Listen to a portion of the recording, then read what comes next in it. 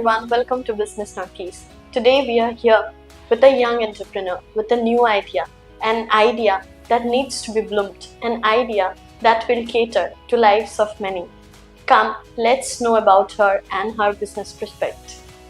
Ma'am, welcome to Business Nurkies. We are immensely pleased to have you among us. So ma'am, I want to have an introduction, an intro about yourself. First of all, thank you for calling me here, and I would like to introduce myself as with a name which my parents gave me, my father especially, Erica. So I was born in Shillong, raised in Shillong, and I did my further studies there, and then I went to work in Bangalore. So we have among us Erica, a young entrepreneur who is trying to promote tourism and development in a small Garo village. So come, let's know what she has to say about this unique idea of promoting tourism and employment. So ma'am, we know that you are working with an idea of promoting a small interior village with Garo people, with your natives. So how did this idea come into your mind? When I returned from Bangalore to my village, I saw that everything that from your infrastructure to the road, everything was as it was before. Like my grandfather's time, I used to come for vacation there, so I saw that the roads were still kacha and there were no bridges, no schools. So then a thought came to me that we should do something for the village, and village people are very innocent. They think their duty is limited to the vote. Once I vote somebody, that person will take care of us. They think like that. But they don't have this key. They have to do something. Then only they will get the help. So they, in that expectancy that somebody will come, somebody will help them, somebody will do something for them, it went on. And then so many years have passed and it is still there. But the idea of doing this, actually, a friend of mine who is working in Mohan, is a founder of Mohan. So they do this kind of work in West Bengal. So they have this green village, which they promoted, and then after that they turned it into tourism hotspot. They encouraged people to visit rural places in West Bengal. And after that, I talked with him. He's a friend of mine. So I talked with him and I said, is it applicable in my village also? So ma'am, where is your village based on? Like, my village is in Tesco. You have to go a little bit further. It is between Arunachal and Assam border. So you have to go to Balipara from Tezpur.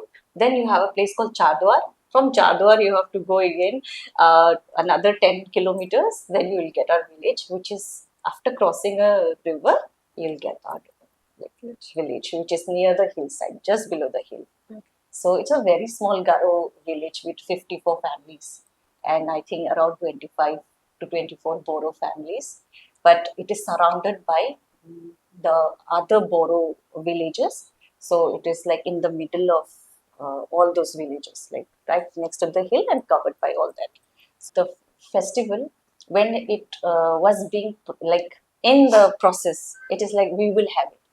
Before that itself, we had people coming in. Some people can't attend it, so they want to see the village for real. Like, how is it?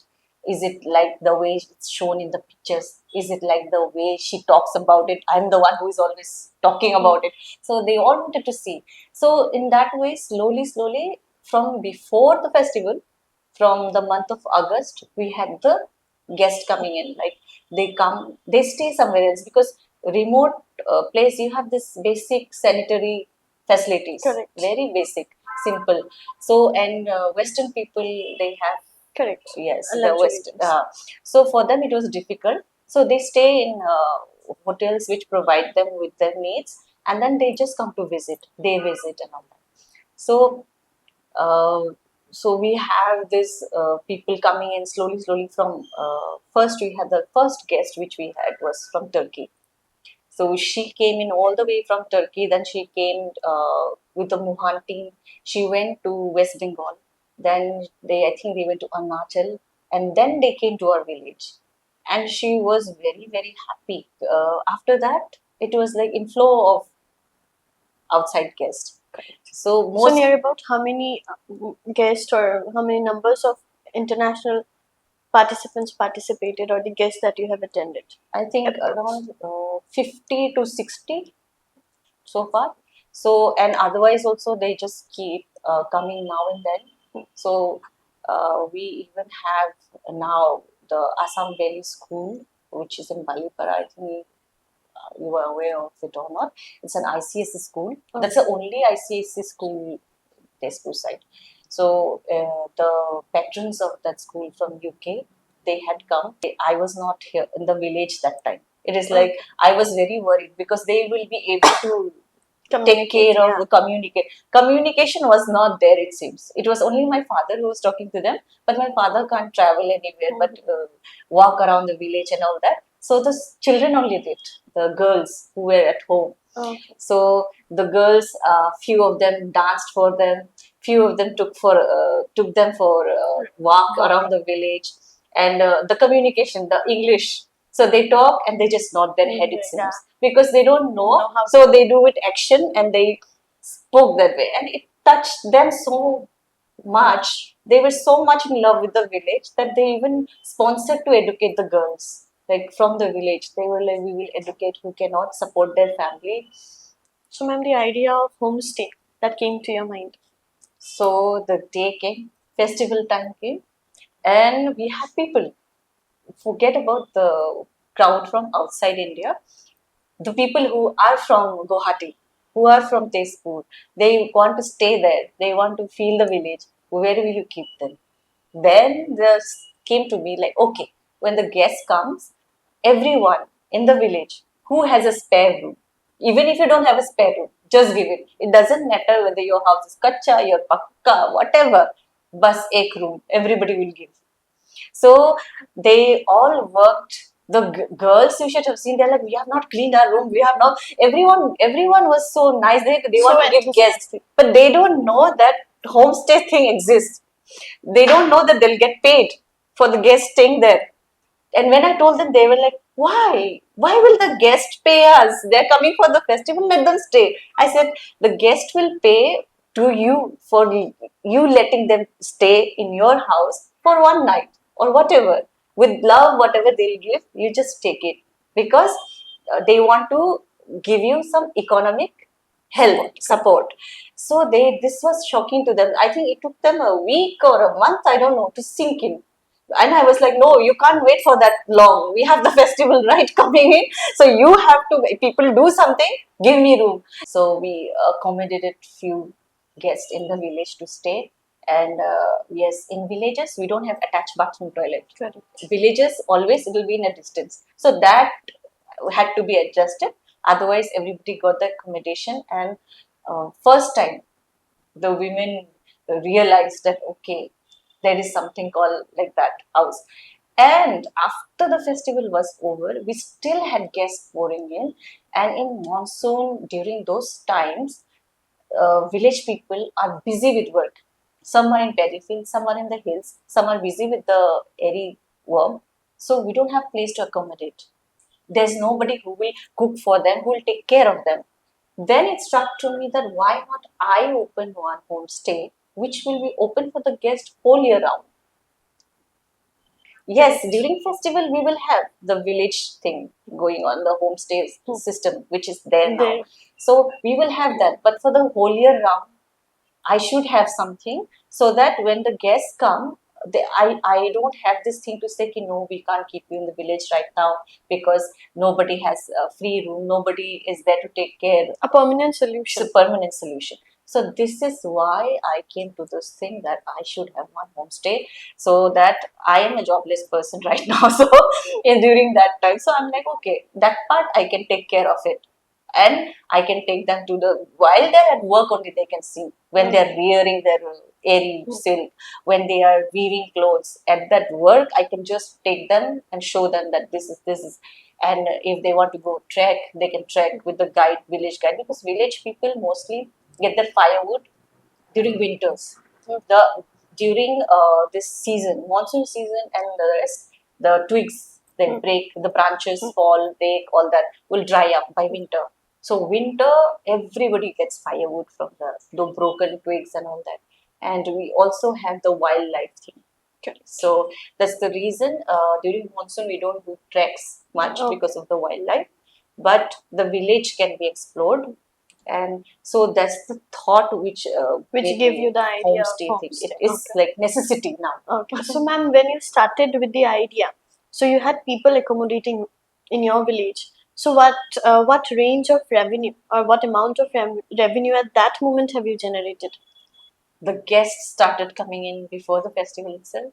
So I think we had around 50 to 60K approximately. But with the festival, more than 1.5 we generated for the village. Okay. It is something generated by the people for the people, correct? Yes. That give you the boost of creating a homestay or with an aim of creating a homestay. So, ma'am, what are your future plans or future idea of blooming this budding thought of homestay and promoting tourism? The homestay, I don't want to seclude it only to my, not like monopolizing it. I don't want to have my own only. So I'm working with the uh, block office, the Zilla Parisad office. I even met the DC sir regarding it, DC of Sonitpur. He was very, very helpful, and they had come during the festival. They have seen the condition of the village, they know how it is, so they were very supportive towards it.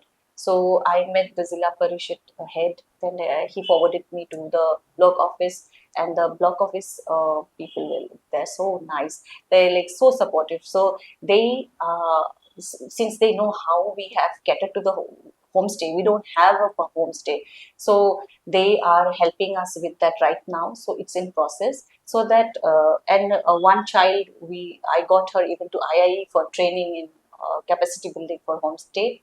So she's the only graduate, so it's like I feel like this will help her. Correct. So now the group, they have created a self-help group where this child will be leading them in future. It is like not me.